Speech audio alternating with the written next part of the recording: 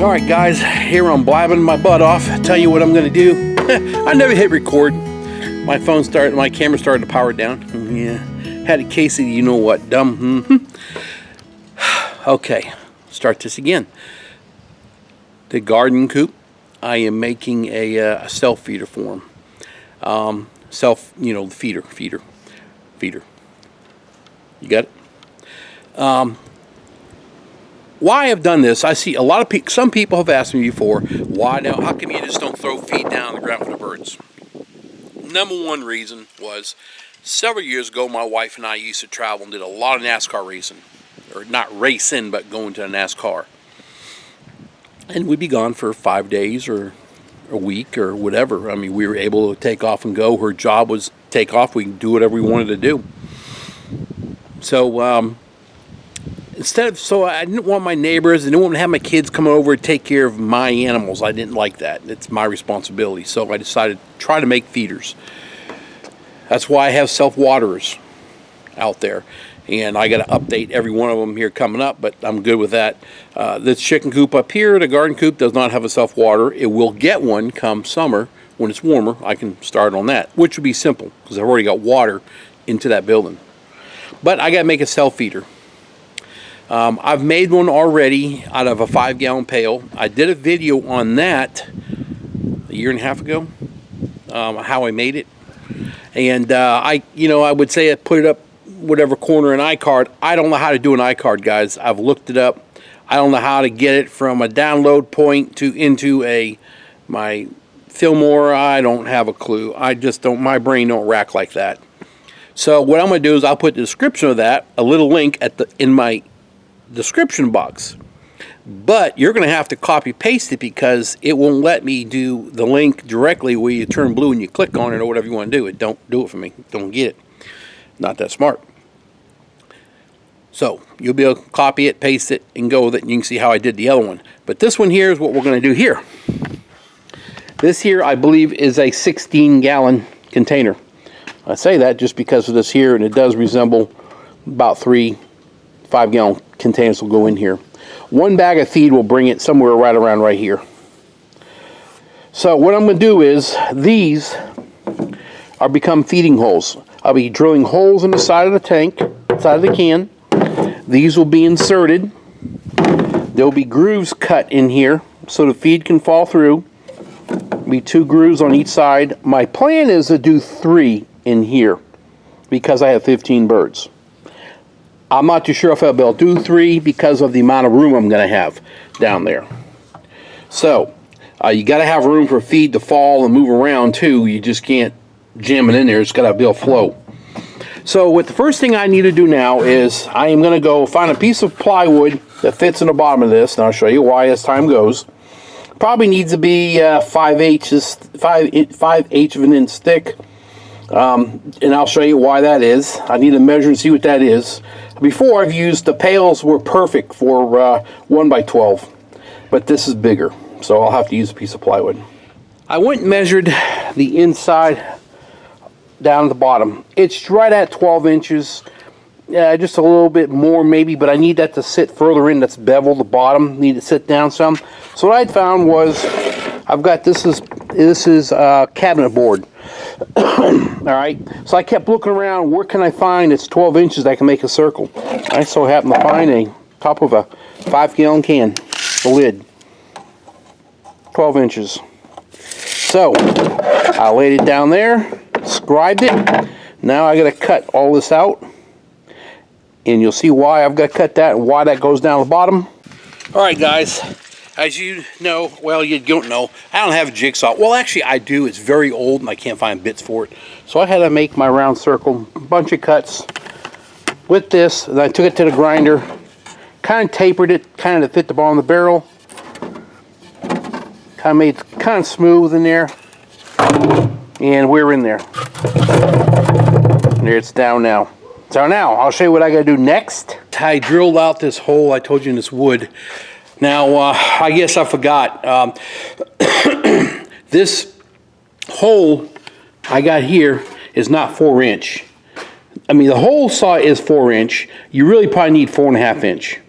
Because 4-inch, of course, you couldn't wouldn't go through. So I don't have a 4.5 inch, 5 is too big, but you have to have a tight fit, and I'll show you later on why we need a tight fit, but that has to slide in here. So I just put this in the vise, and I just kept working the edge to get it bigger. I actually drew out on the outer side. I've got a 1/2 inch gap. Now listen, if you're using a 5-gallon pail, okay, if you're using a 5-gallon pail, make this 3/4 inch thick right here, from here to here. This is a 1/2 inch. Reason is the bottom of that container is tapers in, so I can't reach, and you'll see in a little while why I had to make the change on this. But if you're using a 5-gallon pail, this gap here should be 3/4 inch, and then you drill a hole. Say, now we're going to go ahead and figure out where I'm going to drill on the bucket. Alright, what I've got to do next is I got to drill a hole. Well, let me show you something.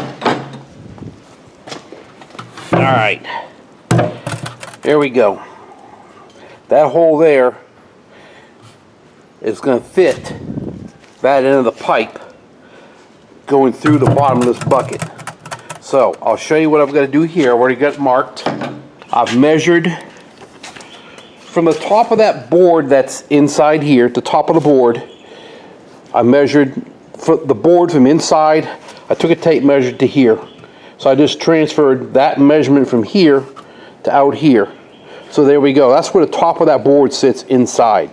Then what I went and did was I took, make some room here, my small little bench I got.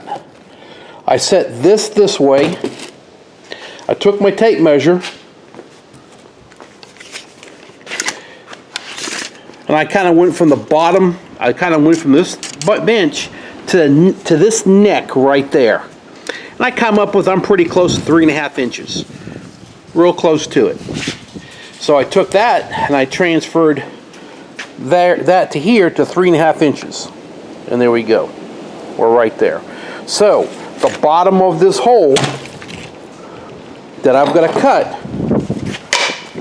Slow down, Tony. Well, that's underneath my truck. Luckily I got a few more. I'll get that when it dries up. The bottom of that hole is going to be like this. And that's going to sit in there, and this will rotate around and go right on inside. So let me show you what I've got to do. We're going to drill some holes here. There we go.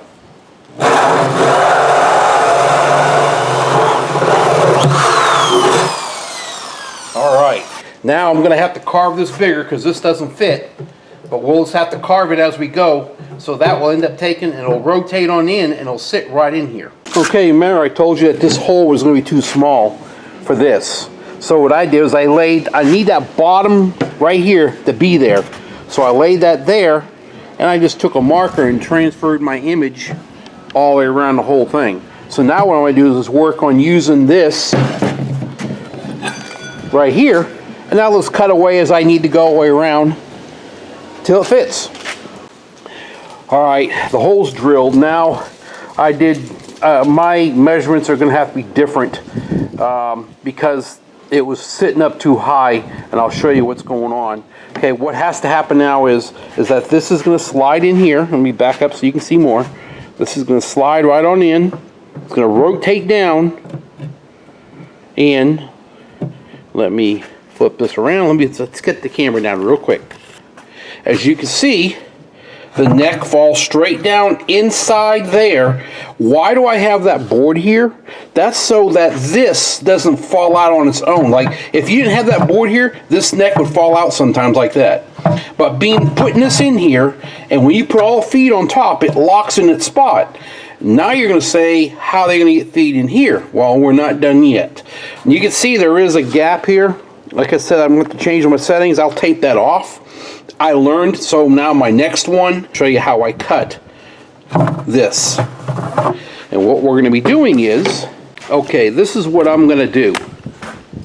Now, stop that from rocking so you can see it better.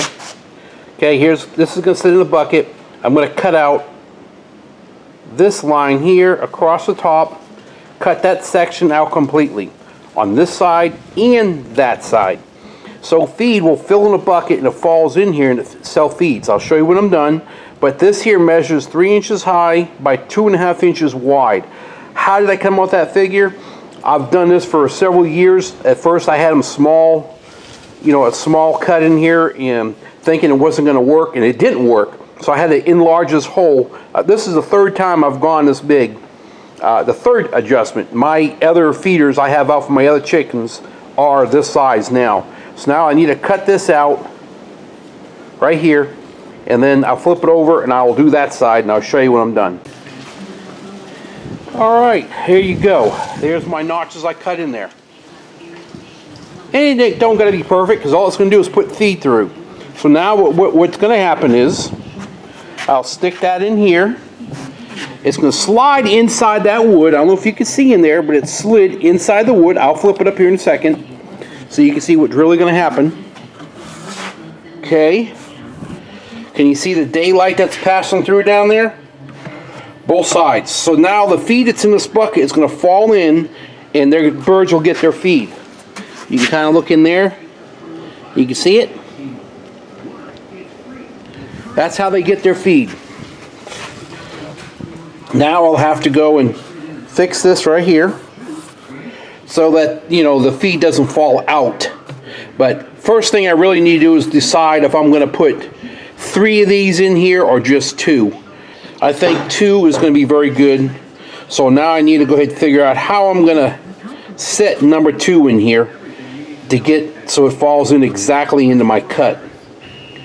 So, alright, I'll bring it back when I'm complete with the feeder, what it looks like when it's done, and I'll put a bag of feed in here and I'll show you what it is. Alright, I'm going to show you how I cut my tube. Rotate this down a little more. Put it in the vise. I don't tighten it down that hard, just enough to hold it, because you can't hold it when you're cutting. Believe it or not, I use a cutting blade for concrete. It cuts it good. If you use a metal blade, it melts. It takes a lot longer. This does a great job.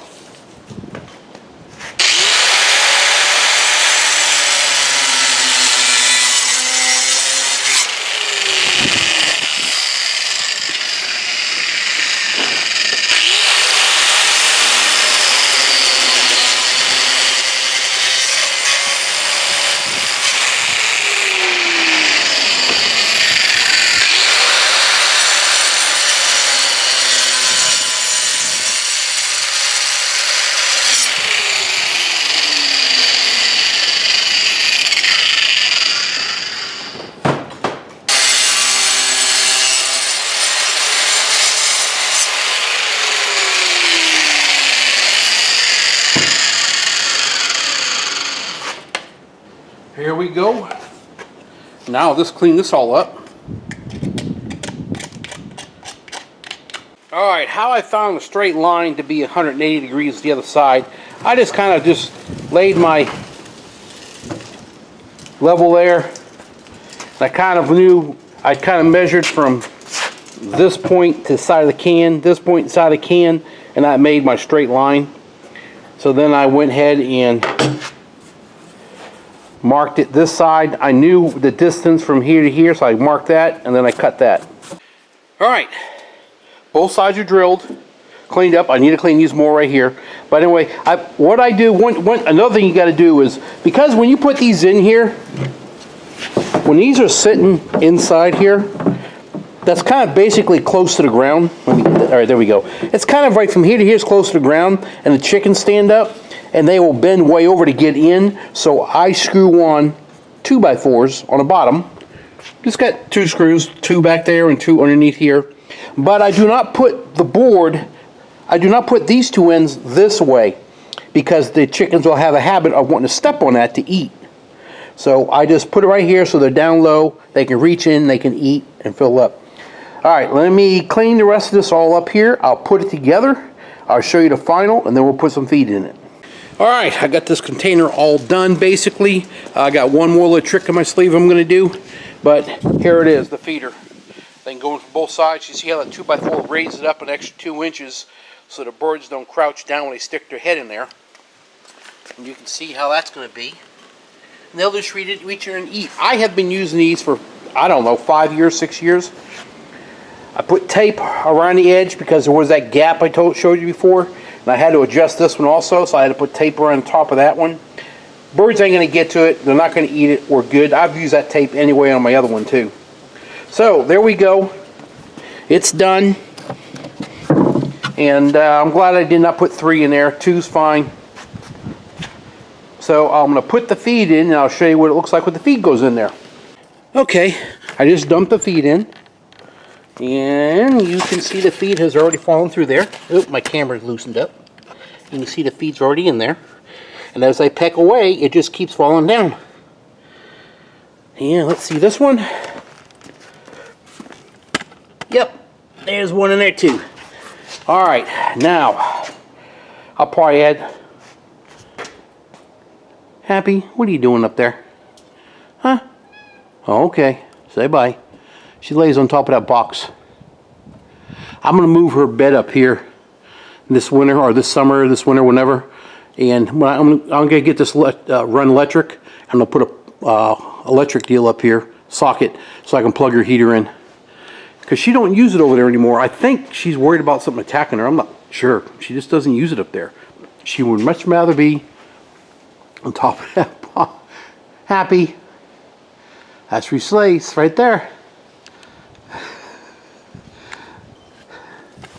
Alright guys, let me go do my other little deal. I'm going to do this and we'll be done. Don't laugh, because I gave my feeder a teepee top, kind of. I'm doing something like that. You're going to ask why. Well, if I put the feeder in there, birds will jump on top and poop all over, get over everything. But if you put it up on something that's flimsy, that's slippery, well, they can't. I've done this before, and they can't. They'll fly up here, but they can't hang on. They slide off. They can't grab a hold of it. And I'm going to say this is done. There you go. You can see the feed down there. Birds are waiting for some food. I've been throwing it out there for them. But anyway, all right. Let me get this taped and get that out there to them, and then we're going to start another project.